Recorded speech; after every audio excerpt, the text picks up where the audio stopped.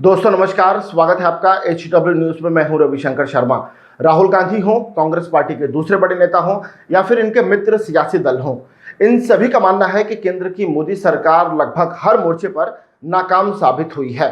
खासतौर से जब मसला अर्थव्यवस्था से जुड़ा मसला हो, अंतर्राष्ट्रीय स्तर पर दूसरे देशों के साथ न सिर्फ संबंध को बनाए रखना हो बल्कि उसमें मजबूती लाना हो, और जब मसला राष्ट्रीय सुरक्षा से जुड़ा हो, इनका मानना रहता है कि मोदी सरकार जनता की उम्मीदों पर खरा नहीं उतर पाई है। कांग्रेस पार्टी ने एक बड़ा फैसला लिया है। कांग्रेस पार्टी ने इन तीनों ही मुद्दों से जुड़ी अपने संगठन में 3 नई कमेटियां बनाई है। इसमें इन्होंने ऐसे लोगों को जोड़ा है जो अपने अपने विभागों के जानकार हैं, राजनीतिक रूप से अनुभवी हैं, या तो वे पहले केंद्र में मंत्री रह चुके हैं।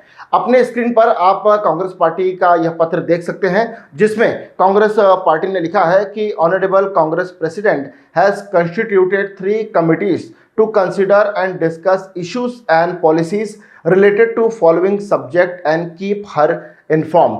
जो 3 कमेटियां बनाई हैं उनमें शामिल है committee on economic affairs, committee on foreign affairs और कमेटी ऑन नेशनल सिक्योरिटी।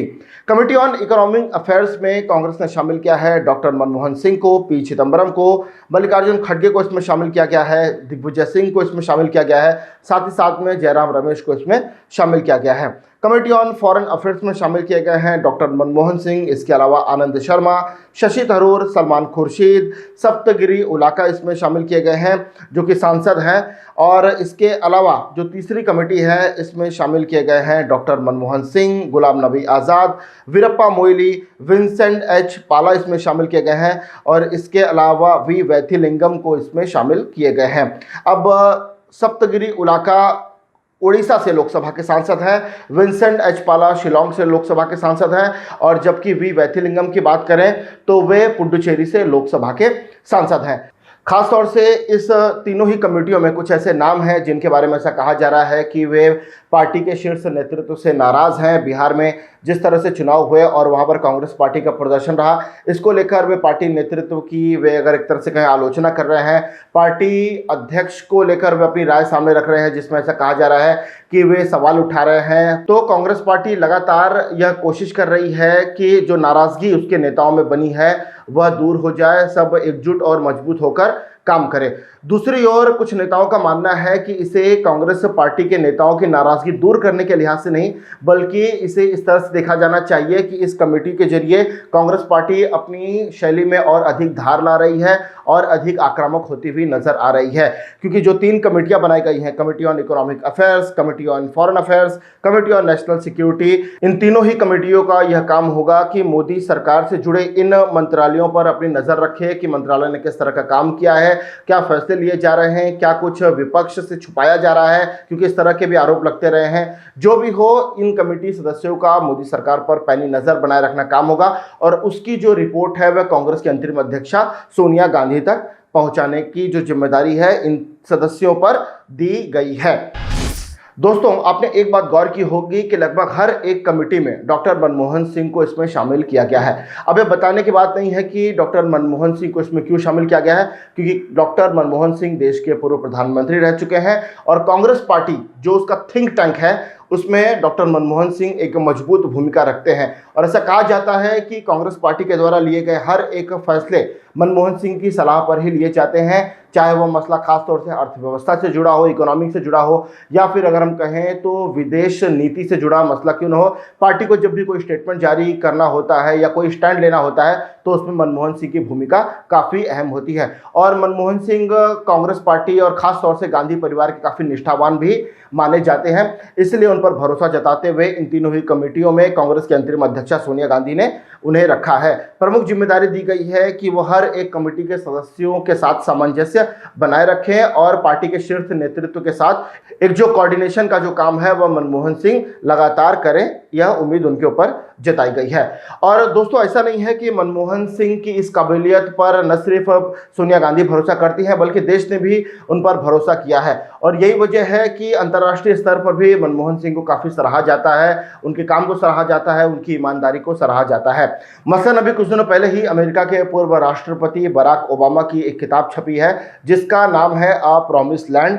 इसमें उन्होंने मनमोहन सिंह की तारीफ की है और लिखा है कि 1990 के बाद वो लगातार भारत को एक मजबूत अर्थव्यवस्था बनाने में जुटे रहे। यानी मनमोहन सिंह के बारे में कह रहे हैं वो भारत की अर्थव्यवस्था को ऊंचाई पर ले जाने वाले प्रमुख आर्किटेक्ट बने। देश की सत्ता के सर्वोच्च स्थान पर पहुंचने वाले वो पहले सिख धर्म को मानने वाले व्यक्ति थे। इससे उन्होंने सिख समुदाय का भी मान बढ़ाया। सत्ता के सर्वोच्च स्थान पर पहुंचने के बाद भी उनकी छवि पूरी तरह से बेदाग रही। उन्होंने पद, प्रतिष्ठा और उसकी गरिमा को हर कीमत पर बनाए रखा और लोगों का भरोसा जीतने में कामयाब रहे। अपनी किताब में ओबामा मनमोहन सिंह के साथ बिताए कुछ पलों को याद करते हुए आगे लिख रहे हैं कि भारत पर पाकिस्तान के आतंकी हमलों के बाद जब सख्त कार्रवाई की मांग उठ रही थी तब उन्होंने इसका विरोध किया था। यानी मनमोहन सिंह की बात कर रहे हैं वो। ऐसे में उन्होंने अपना संयम नहीं खोया। पाकिस्तान के खिलाफ कार्रवाई न करने की वजह से जनमानस में एक पार्टी विरोधी भावना पैदा हुई जिसका फायदा भारतीय जनता पार्टी को मिला। ओबामा ने यह भी लिखा हुआ है कि कई राजनीतिक पर्यवेक्षक इस बात को मानते हैं कि सोनिया गांधी ने एक पीएम के तौर पर उनका सही चुनाव किया था।